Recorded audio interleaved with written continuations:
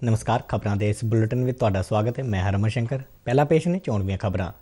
Punjab assembly चोणां लई EVM विच बंद उम्मीदवारों की किस्मत खुलेगी कल। वोटां की गिनती लई सारियां तैयारियां मुकम्मल। सारे 117 हलकियां विच सवेरे 8 बजे शुरू होवेगी गिनती।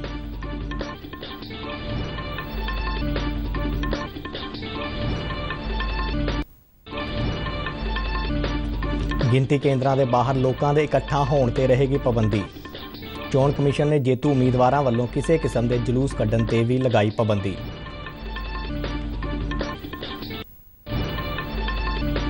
चोण रुझानों के नतीजों को आम लोगों तक पहुँचाने लई दूरदर्शन ते आकाशवाणी ने कीते व्यापक प्रबंध।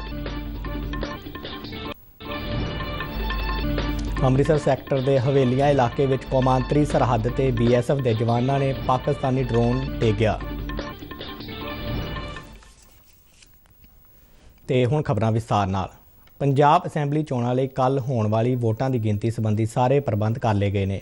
मुख चोण अफसर डॉक्टर S करुणा राजू ने अज चंडीगढ़ में यह जानकारी दिंदिआं दस्सिआ कि सारे 117 असैंबली हलकिआं विच गिनती का काम सवेरे 8 बजे शुरू हो जाएगा। इन्हां असैंबली चोणां लई पोलिंग बीते 20 फरवरी नूं होई सी। उन्होंने कहा कि सारे 117 हलकिआं विच 66 थावां ते 117 गिनती केंद्र बनाए गए हैं। डॉक्टर राजू ने दस्सिआ कि इन्हां सारे 117 केंद्रां की सुरक्षा लई 3 परती सुरक्षा घेरा लगाया गया है, जिस विच सुरक्षा बलों दीआं 45 कंपनियां तैनात कीतियां गईयां ने। तकरीबन 7,500 मुलाजम गिनती के काम नूं नेपरे चाढ़नगे। उन्होंने कहा कि हर गिनती केंद्र ते मीडिया की सहूलत लई मीडिया सेंटर स्थापित किए गए हैं, जिथे पत्रकारां नूं गिनती के राउंड संबंधी जानकारी दी जाएगी। सूबे विच बने गिनती केंद्रां विच जाण लई 3,562 पत्रकारां नूं शनाख्ती पत्र जारी किए गए हैं। ये पत्रकार रिटर्निंग अफसर नाल तालमेल करन मगरों गिनती केंद्र में एक मिथी हुई हद तक जा सकणगे। उन्होंने कहा कि गिनती केंद्रां में सिर्फ सरकारी रिकॉर्ड लई ही वीडियो और स्टिल कैमरा लिजाया जा सकेगा।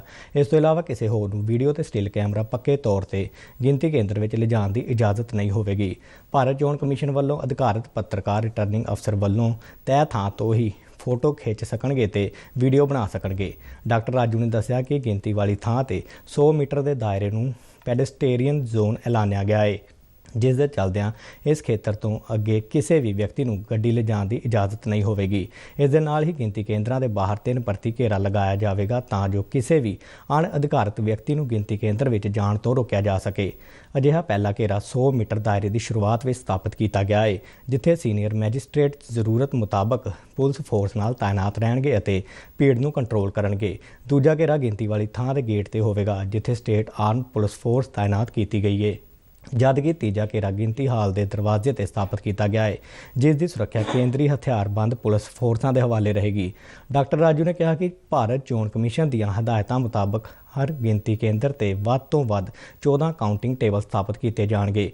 इस तो इलावा सर्विस वोटरां नूं जारी EVM PV ਅਤੇ ਚੋਣ ਡਿਊਟੀ ਵਿੱਚ ਲੱਗੇ ਅਧਿਕਾਰੀਆਂ ਜਾਂ ਕਰਮਚਾਰੀਆਂ ਅਤੇ ਚੋਣ ਕਮਿਸ਼ਨ ਦੀਆਂ ਹਦਾਇਤਾਂ ਮੁਤਾਬਕ ਪ੍ਰਾਪਤ ਬੈਲਟ ਪੇਪਰਾਂ ਦੀ ਗਿਣਤੀ ਲਈ ਵੱਖਰੇ ਤੌਰ ਤੇ ਟੇਬਲ ਲਗਾਏ ਜਾਣਗੇ। ਡਾਕਟਰ ਰਾਜੂ ਨੇ ਕਿਹਾ ਕਿ ਜ਼ਿਲ੍ਹਿਆਂ ਦੇ ਡਿਪਟੀ ਕਮਿਸ਼ਨਰਾਂ ਵੱਲੋਂ ਚੋਣਾਂ ਦੇ ਮੱਦੇਨਜ਼ਰ ਜ਼ਿਲ੍ਹਿਆਂ ਵਿੱਚ ਧਾਰਾ 144 ਲਾਗੂ ਕੀਤੀ ਗਈ ਹੈ, ਜਿਸ ਕਾਰਨ ਗਿਣਤੀ ਕੇਂਦਰਾਂ ਦੇ ਬਾਹਰ ਲੋਕਾਂ ਦੇ ਇਕੱਠਾ ਹੋਣ ਤੇ ਪਾਬੰਦੀ ਹੈ। उन्होंने कहा कि भारत चोण कमीशन दी हदायतों मुताबक वोटां की गिनती मगरों जेतू उम्मीदवार जां उसका अधिकारित प्रतिनिध सिर्फ 2 व्यक्तियों नाल ले जाके चोण संबंधी सर्टिफिकेट हासिल कर सकता है। इस तो इलावा जेतू उम्मीदवारों वालों जलूस कड्ढण ते भी मनाही है। मुख चोण अधिकारी मुताबक असैंबली चोणां के नतीजों संबंधी जानकारी मुख चोण दफ्तर पंजाब की वैबसाइट तो भी हासिल की जा सकती है। इस दे नाल ही वोटर हैल्पलाइन मोबाइल ऐप तो भी गिनती संबंधी जानकारी मिल जाएगी। उन्होंने कहा कि कल 10 मार्च को वोटां की गिनती मुकम्मल होने तक ट्राई डे ऐलानिया गया है। इस दे नाल ही कोविड नियमों की पालना नूं इन बिन लागू करने लई हदायतां दित्तियां गईयां ने। डॉक्टर राजू ने यह भी स्पष्ट किया कि गिनती केंद्र विखे मोबाइल टैलीफोन iPad लैपटॉप जां कोई भी होर इस तरह का बिजलई यंत्र जिहड़ा आवाज़ ते वीडियो रिकॉर्ड कर सकता होवे लिजाण की पूरी तरह मनाही है। उन्होंने कहा कि कमीशन वालों लगाए ऑब्जरवरां ते ये मनाही हुक्म लागू नहीं होणगे। उन्होंने कहा कि इस दे नाल ही गिनती संबंधी जानकारी सरकारी तौर पर एनकोर सॉफ्टवेयर ते अपलोड करने लई लोड़ींदे कंप्यूटर लैपटॉप जां मोबाइल यंत्र लिजाण लई इजाजत होवेगी। चोण मैदान में नितरे कुल 1,304 उम्मीदवारों की किस्मत इलैक्ट्रॉनिक वोटिंग मशीनों में बंद है। 1304 ਉਮੀਦਵਾਰਾਂ ਵਿੱਚੋਂ 93 ਔਰਤਾਂ ਅਤੇ 2 ਟਰਾਂਸਜੈਂਡਰ ਉਮੀਦਵਾਰ ਵੀ ਸ਼ਾਮਲ ਨੇ। ਸੂਬੇ ਵਿੱਚ ਕੁੱਲ 2,14,99,804 ਵੋਟਰਾਂ ਵਿੱਚੋਂ 71.95% ਨੇ ਆਪਣੇ ਵੋਟ ਦੇ ਹੱਕ ਦੀ ਵਰਤੋਂ ਕੀਤੀ ਹੈ। ਇਹ ਪੋਲਿੰਗ ਸਾਲ 2017 ਵਿੱਚ ਹੋਈਆਂ ਅਸੈਂਬਲੀ ਚੋਣਾਂ ਦੇ ਮੁਕਾਬਲੇ ਤਕਰੀਬਨ 6% ਘੱਟ ਹੈ। ਸੂਬੇ ਦੇ ਤਕਰੀਬਨ ਸਾਰੇ ਹੀ 117 ਅਸੈਂਬਲੀ ਹਲਕਿਆਂ ਵਿੱਚ ਬਹੁਕੌਮੀ ਮੁਕਾਬਲੇ ਨੇ। ਜਿਨ੍ਹਾਂ ਪ੍ਰਮੁੱਖ ਉਮੀਦਵਾਰਾਂ ਦੀ ਕਿਸਮਤ ਦਾ ਫੈਸਲਾ ਹੋਣਾ ਹੈ, ਉਹਨਾਂ ਵਿੱਚ ਮੁੱਖ ਮੰਤਰੀ ਚਰਨਜੀਤ ਸਿੰਘ ਚੰਨੀ, ਬੀਜੇਪੀ ਦੇ ਸੂਬਾ ਪ੍ਰਧਾਨ ਅਸ਼ਵਨੀ ਸ਼ਰਮਾ, ਪੰਜਾਬ ਲੋਕ ਕਾਂਗਰਸ ਦੇ ਪ੍ਰਧਾਨ ਕੈਪਟਨ ਅਮਰਿੰਦਰ ਸਿੰਘ, ਕਾਂਗਰਸ ਦੇ ਸੂਬਾ ਪ੍ਰਧਾਨ ਨਵਜੋਤ ਸਿੰਘ ਸਿੱਧੂ, ਸ਼੍ਰੋਮਣੀ ਅਕਾਲੀ ਦਲ ਦੇ ਸਰਪ੍ਰਸਤ ਪ੍ਰਕਾਸ਼ ਸਿੰਘ ਬਾਦਲ, ਸ਼੍ਰੋਮਣੀ ਅਕਾਲੀ ਦਲ ਦੇ ਪ੍ਰਧਾਨ ਸੁਖਬੀਰ ਸਿੰਘ ਬਾਦਲ, ਆਮ ਆਦਮੀ ਪਾਰਟੀ ਦੇ ਪ੍ਰਧਾਨ ਭਗਵੰਤ ਮਾਨ ਅਤੇ ਕਿਸਾਨ ਨੇਤਾ ਬਲਬੀਰ ਸਿੰਘ ਰਾਜੇਵਾਲ ਸ਼ਾਮਲ ਨੇ। ਸੂਬੇ ਵਿੱਚ ਸਭ ਨਾਲੋਂ ਵੱਧ 81.24% ਪੋਲਿੰਗ ਮਾਨਸਾ ਜ਼ਿਲ੍ਹੇ ਵਿੱਚ ਹੋਈ ਹੈ, ਜਦਕਿ ਸਭ ਤੋਂ ਘੱਟ ਪੋਲਿੰਗ ਅੰਮ੍ਰਿਤਸਰ ਵਿੱਚ 65.87% ਦਰਜ ਕੀਤੀ ਗਈ ਹੈ। ਸ੍ਰੀ ਮੁਕਤਸਰ ਸਾਹਿਬ ਜ਼ਿਲ੍ਹੇ ਵਿੱਚ 80.49, ਮਲੇਰਕੋਟਲਾ ਵਿੱਚ 78.28, ਬਠਿੰਡਾ ਵਿੱਚ 78.19 ਅਤੇ ਫਾਜ਼ਿਲਕਾ ਜ਼ਿਲ੍ਹੇ ਵਿੱਚ 78.18% ਪੋਲਿੰਗ ਦਰਜ ਕੀਤੀ ਗਈ ਹੈ। ਆਕਾਸ਼ਵਾਣੀ ਦੇ ਨਿਊਜ਼ ਸਰਵਿਸ ਡਿਵੀਜ਼ਨ ਅਤੇ ਦੂਰਦਰਸ਼ਨ ਸਮਾਚਾਰ ਨੇ 5 ਸੂਬਿਆਂ ਦੇ ਅਸੈਂਬਲੀ ਚੋਣਾਂ ਦੇ ਨਤੀਜਿਆਂ ਦੀ ਤਾਜ਼ਾ ਅਤੇ ਸਹੀ ਜਾਣਕਾਰੀ ਲੋਕਾਂ ਤੱਕ ਪਹੁੰਚਾਉਣ ਲਈ ਵਿਆਪਕ ਪ੍ਰਬੰਧ ਕੀਤੇ ਨੇ। ਦੇਸ਼ ਦਾ ਸਭ ਤੋਂ ਵੱਡਾ ਅਤੇ ਵਿਆਪਕ ਰੇਡੀਓ ਨੈਟਵਰਕ ਆਕਾਸ਼ਵਾਣੀ ਚੋਣ ਨਤੀਜਿਆਂ ਤੇ ਕੱਲ੍ਹ ਵਿਸ਼ੇਸ਼ ਬੁਲੇਟਿਨ ਅਤੇ ਚਰਚਾ ਪ੍ਰੋਗਰਾਮਾਂ ਦਾ ਪ੍ਰਸਾਰਣ ਕਰੇਗਾ। ਇਹ ਪ੍ਰੋਗਰਾਮ ਆਕਾਸ਼ਵਾਣੀ ਦੇ FM ਗੋਲਡ ਅਤੇ ਹੋਰ ਚੈਨਲਾਂ ਤੋਂ ਪ੍ਰਸਾਰਿਤ ਹੋਣਗੇ। ਇਹ ਪ੍ਰੋਗਰਾਮ ਆਕਾਸ਼ਵਾਣੀ ਦੇ YouTube channel news on AIR official ਤੇ ਵੀ ਉਪਲਬਧ ਰਹਿਣਗੇ। ਦੂਰਦਰਸ਼ਨ ਸਮਾਚਾਰ ਨੇ ਗਿਣਤੀ ਦੇ ਤਾਜ਼ਾ ਰੁਝਾਨਾਂ ਅਤੇ ਨਤੀਜਿਆਂ ਦੀ ਤੱਥਾਂ ਸਮੇਤ ਜਾਣਕਾਰੀ ਦੇਣ ਲਈ ਆਪਣੇ ਰਿਪੋਰਟਰਾਂ ਨੂੰ ਚੋਣਾਂ ਵਾਲੇ 5 ਸੂਬਿਆਂ ਵਿੱਚ ਕਈ ਥਾਵਾਂ ਤੇ ਤਾਇਨਾਤ ਕੀਤਾ ਹੈ। ਦੂਰਦਰਸ਼ਨ ਵੱਲੋਂ ਸਵੇਰੇ 7 ਵਜੇ ਤੋਂ ਜਨਾਦੇਸ਼ ਪ੍ਰੋਗਰਾਮ ਦਾ ਸਿੱਧਾ ਪ੍ਰਸਾਰਣ ਕੀਤਾ ਜਾਵੇਗਾ। ਰੁਝਾਨਾਂ ਤੇ ਨਤੀਜਿਆਂ ਨਾਲ ਸੰਬੰਧਿਤ ਖਬਰਾਂ ਪ੍ਰਸਾਰ ਭਾਰਤੀ ਦੇ digital platform news on AIR app, Telegram channel ਅਤੇ ਪ੍ਰਸਾਰ ਭਾਰਤੀ ਨਿਊਜ਼ ਸਰਵਿਸ ਦੇ ਟਵਿੱਟਰ ਹੈਂਡਲ ਦੇ ਨਾਲ ਦੂਰਦਰਸ਼ਨ ਤੇ ਆਕਾਸ਼ਵਾਣੀ ਦੇ YouTube ਚੈਨਲ ਤੇ ਉਪਲਬਧ ਹੋਣਗੇ। ਇਸ ਦੌਰਾਨ DD ਪੰਜਾਬੀ ਨੇ ਵੀ ਪੰਜਾਬ ਅਸੈਂਬਲੀ ਚੋਣਾਂ ਦੇ ਆਉਣ ਵਾਲੇ ਰੁਝਾਨਾਂ, ਨਤੀਜਿਆਂ, ਚੁਣਾਵੀ ਉਲਟਫੇਰ ਅਤੇ ਸਰਕਾਰ ਬਣਨ ਦੀਆਂ ਸੰਭਾਵਨਾਵਾਂ ਸਮੇਤ ਨਤੀਜਿਆਂ ਨਾਲ ਜੁੜੇ ਹੋਰ ਕਈ ਭਖਦੇ ਮੁੱਦਿਆਂ ਤੇ DD ਪੰਜਾਬੀ ਵੱਲੋਂ ਆਪਣੇ ਸਟੂਡੀਓ ਵਿੱਚ ਜਨਾਦੇਸ਼ ਪੰਜਾਬ 2022 ਤਹਿਤ ਚਰਚਾ ਦਾ ਵਿਸ਼ੇਸ਼ ਪ੍ਰਬੰਧ ਕੀਤਾ ਹੈ। ਇਸ ਚਰਚਾ ਦਾ ਸਿੱਧਾ ਪ੍ਰਸਾਰਣ ਸਵੇਰੇ 7 ਵਜੇ ਤੋਂ ਸ਼ੁਰੂ ਹੋ ਕੇ ਦਿਨ ਭਰ ਤੱਕ ਚੱਲਦਾ ਰਹੇਗਾ।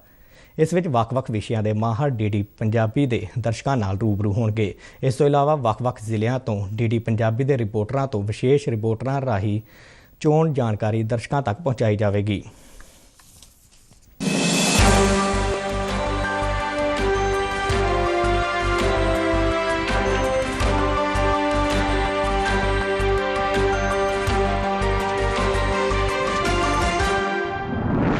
ਜਨਾਦੇਸ਼ 2022 10 ਮਾਰਚ ਦਿਨ ਵੀਰਵਾਰ ਸਵੇਰੇ 7 ਵਜੇ ਤੋਂ ਲਗਾਤਾਰ ਸਿੱਧਾ ਪ੍ਰਸਾਰਣ DD ਪੰਜਾਬੀ ਤੇ।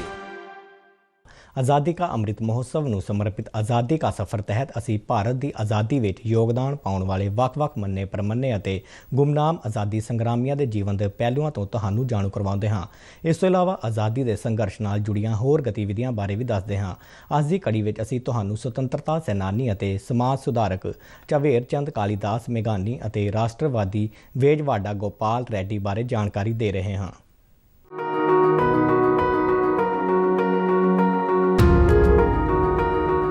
ਅੱਜ ਦੀ ਕੜੀ ਵਿੱਚ ਅਸੀਂ ਸੁਤੰਤਰਤਾ ਸੈਨਾਨੀ ਅਤੇ ਸਮਾਜ ਸੁਧਾਰਕ ਝਵੇਰ ਚੰਦ ਕਾਲੀਦਾਸ ਮੇਘਾਣੀ ਨੂੰ ਯਾਦ ਕਰ ਰਹੇ ਹਾਂ। ਉਹਨਾਂ ਦਾ ਦੇਹਾਂਤ 9 ਮਾਰਚ 1947 ਨੂੰ ਹੋਇਆ ਸੀ।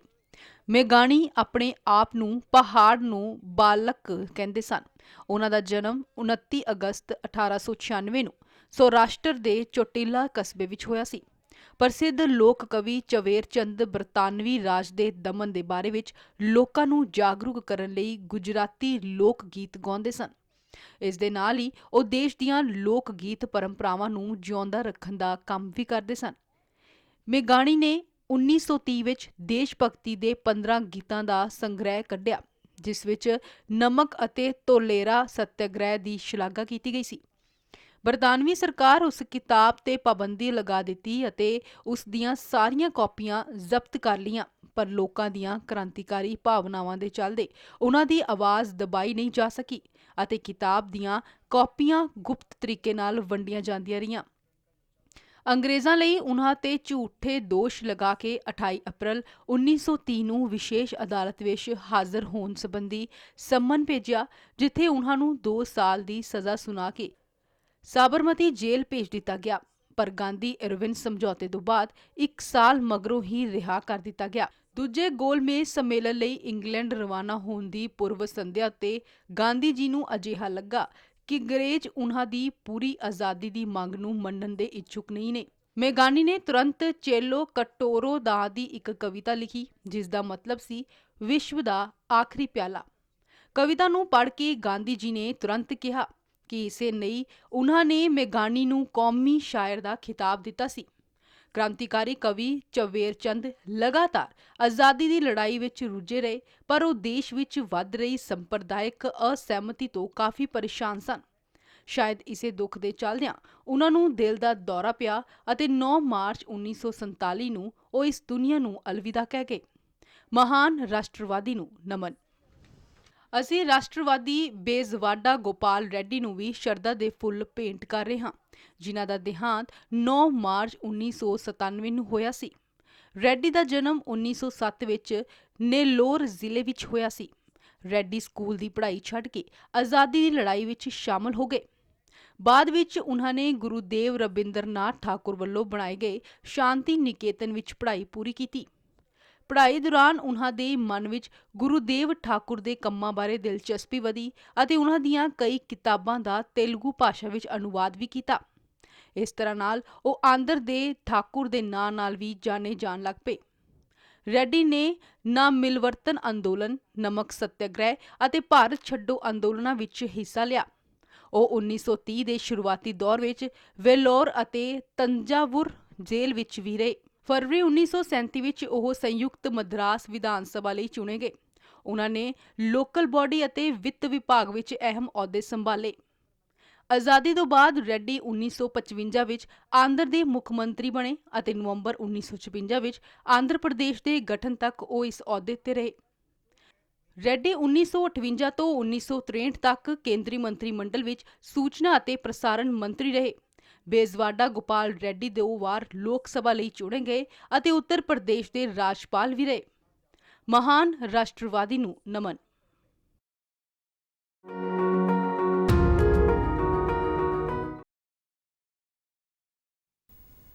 ਕੇਂਦਰੀ ਸੂਚਨਾ ਤੇ ਪ੍ਰਸਾਰਣ ਮੰਤਰੀ ਅਨੁਰਾਗ ਸਿੰਘ ਠਾਕੁਰ ਨੇ ਹਿਮਾਚਲ ਦੇ ਊਨਾ ਵਿੱਚ ਯੂਕਰੇਨ ਤੋਂ ਸੁਰੱਖਿਅਤ ਵਾਪਸ ਆਏ ਵਿਦਿਆਰਥੀਆਂ ਨਾਲ ਮੁਲਾਕਾਤ ਕਰਕੇ ਉਹਨਾਂ ਦਾ ਹਾਲ ਚਾਲ ਪੁੱਛਿਆ ਅਤੇ ਉੱਥੋਂ ਦੀ ਸਥਿਤੀ ਬਾਰੇ ਜਾਣਕਾਰੀ ਹਾਸਲ ਕੀਤੀ। ਉਹਨਾਂ ਵਿਦਿਆਰਥੀਆਂ ਦਾ ਲੱਡੂ ਖਵਾ ਕੇ ਮੂੰਹ ਮਿੱਠਾ ਕਰਵਾਇਆ। ਅਨੁਰਾਗ ਸਿੰਘ ਠਾਕੁਰ ਨੇ ਵਿਦਿਆਰਥੀਆਂ ਦੀ ਸੁਰੱਖਿਅਤ ਘਰ ਵਾਪਸੀ ਲਈ ਪ੍ਰਧਾਨ ਮੰਤਰੀ ਨਰਿੰਦਰ ਮੋਦੀ ਵੱਲੋਂ ਪਹਿਲਾਂ ਵਿਸ਼ੇਸ਼ ਉਡਾਨਾਂ ਅਤੇ ਫਿਰ ਆਪਰੇਸ਼ਨ ਗੰਗਾ ਤਹਿਤ ਕੀਤੇ ਜਾ ਰਹੇ ਉਪਰਾਲਿਆਂ ਦੀ ਸ਼ਲਾਘਾ ਕੀਤੀ। किसी भी युद्ध के क्षेत्र में किसी दूसरे देश से बाहर निकाल कर लाना कोई बहुत आसान काम नहीं। सिचुएशन आपसे ज़्यादा किसी और ने देखी नहीं। आपको ये भी पता है जब आप वहाँ पे रह रहे हो और लोकल टैक्सी वाले, बस वाले, ट्रेन्स अवेलेबल ना हो तो कितना मुश्किल हो। बट उसके बावजूद भी जितने साथ लगते देश थे, बॉर्डर्स थे, उन सब में मोदी जी ने अपने कैबिनेट मिनिस्टर्स को यहाँ से सबको भेजा है ताकि अरेंजमेंट्स को ओवरसी वो कर सके। वहाँ की लोकल सरकारों से बात करनी हो तो वो कर सके। आप लोगों के लाने में कोई दिक्कत ना हो। कनेक्टिंग फ्लाइट्स, चार्टर्ड फ्लाइट्स करके पूरे डायरेक्ट फ्लाइट। ਯੂਕਰੇਨ 'ਚ ਪੈਂਦੇ ਭਾਰਤੀ ਦੂਤਘਰ ਨੇ ਤਾਜ਼ਾ ਐਡਵਾਈਜ਼ਰੀ ਜਾਰੀ ਕਰਦਿਆਂ ਕਿਹਾ ਹੈ ਕਿ ਜੇ ਕੋਈ ਵੀ ਭਾਰਤੀ ਅਜੇ ਵੀ ਕਿਸੇ ਸ਼ਹਿਰ 'ਚ ਰੁਕਿਆ ਹੋਇਆ ਹੈ ਤਾਂ ਉਹ ਫੌਰੀ ਤੌਰ ਤੇ ਉਹਨਾਂ ਨਾਲ ਸੰਪਰਕ ਕਰੇ। ਇਸੇ ਦੌਰਾਨ ਵਿਦੇਸ਼ ਮੰਤਰਾਲਾ ਦੇ ਅਧਿਕਾਰੀਆਂ ਨੇ ਪੁਸ਼ਟੀ ਕੀਤੀ ਹੈ ਜਿੰਨੇ ਲੋਕਾਂ ਨੇ ਭਾਰਤੀ ਦੂਤਘਰ ਵੱਲੋਂ ਦਿੱਤੇ ਗਏ ਫਾਰਮ ਭਰ ਕੇ ਯੂਕਰੇਨ ਤੋਂ ਬਾਹਰ ਆਉਣ ਬਾਰੇ ਆਪਣੀ ਸਹਿਮਤੀ ਦਿੱਤੀ ਸੀ, ਉਹਨਾਂ ਨੂੰ ਸੁਰੱਖਿਅਤ ਉੱਥੋਂ ਕੱਢ ਲਿਆ ਗਿਆ ਹੈ।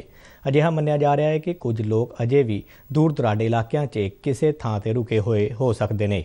ਅਜਿਹਾ ਵੀ ਹੋ ਸਕਦਾ ਹੈ ਕਿ ਉਹ ਕਿਸੇ ਹੋਰ ਕਾਰਨ ਕਰਕੇ ਦੂਤਘਰ ਨਾਲ ਸੰਪਰਕ ਨਾ ਕਰ ਸਕੇ ਹੋਣ। ਇਸ ਲਈ ਅਜਿਹੇ ਭਾਰਤੀਆਂ ਨੂੰ ਛੇਤੀ ਤੋਂ ਛੇਤੀ ਘਰ ਵਾਪਸੀ ਲਈ ਦੂਤਘਰ ਨਾਲ ਸੰਪਰਕ ਕਰਨ ਦੀ ਸਲਾਹ ਦਿੱਤੀ ਗਈ ਹੈ।